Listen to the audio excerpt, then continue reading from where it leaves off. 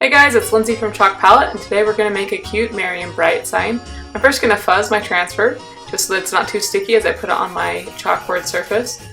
I then want to get a good amount of chalk paste and spread it across my entire transfer.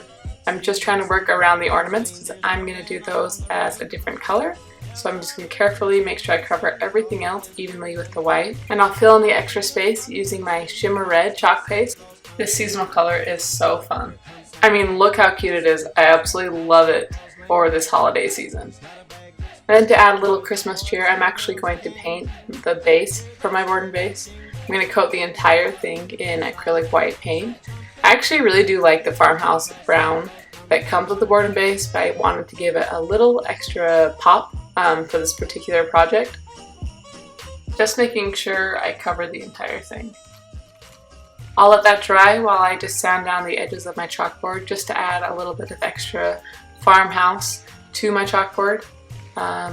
Making a little bit of a mess here, but making sure I get all of my edges, especially those corners, to show a little bit of the brown wood underneath. Once I have those edges how I like them, I'm going to actually sand down the base now, just really quick on the edges to give it some extra love, a little TLC. Okay, that's good enough.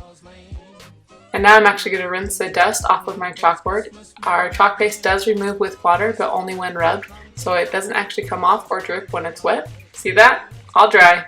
Good as new.